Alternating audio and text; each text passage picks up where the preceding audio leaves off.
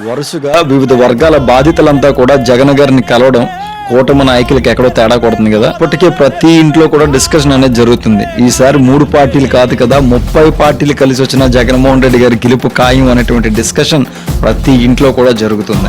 164 సీట్లు వచ్చినోడు మెడికల్ కాలేజీల ప్రైవేటీకరణ అని చెప్పి టెండర్లకు పిలుపునిస్తే 11 సీట్లు వచ్చినోడికి భయపడి ఒక్కడు ముందుకు రాలా టెండర్లు వేయడానికి. 2 ఏళ్లకే పరిస్థితి ఎలా ఉందంటే ముందు ఎలా ఉండబోతుందో అనే భయం కూటమి నేతల్లో స్పష్టంగా కనబడుతుంది. 2 ఏళ్ల కూటమి పరిపాలనపై ఒకసారి బైపాస్ చేసుకుంటే కల్తీ లడ్డు అని చెప్పి కొన్నాళ్ళు, సూపర్ 6 ఎన్నికల హామీలన్నీ మోసం, సచివాలయాలు, రేషన్ డోర్ డెలివరీ, వాలంటీర్స్ వంటి వ్యవస్థలన్నీ నాశనం, వైఎస్ఆర్సీపీ కార్యకర్తల పైన అక్రమ కేసులు, అరెస్టులు, విద్యుత్ ఛార్జీలు గాని, పెట్రోల్ డీజిల్ ధరలు గాని, నిత్యావసర వస్తువులు గాని అన్ని బాదుడే.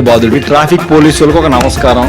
ప్రశ్నిస్తాను అని చెప్పిన పవన్ కళ్యాణ్ ఏమో ఓ పక్క డిప్యూటీ సీఎం అంటాడు, మరో పక్క ఇది నా సాక్ కాదంటాడు. అష్ట దరిద్రాలన్నీ ఈ ప్రభుత్వంలోనే చూస్తున్నాం. వీటన్నిటిని డైవర్ట్ చేయడానికి నిన్నాడెవడో పంతం నానాజీ అంట ఒక మాజీ ముఖ్యమంత్రిని పట్టుకొని సంస్కారం లేకుండా వాడు వీడని మాట్లాడుతున్నాడు. గొడవరా నువ్వు?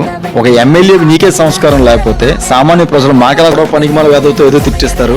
అది చూసి మన అందరం తట్టుకోలేక దానికి రెస్పాండ్ అవుతూ ఏదేదో తిడుతుంటాం.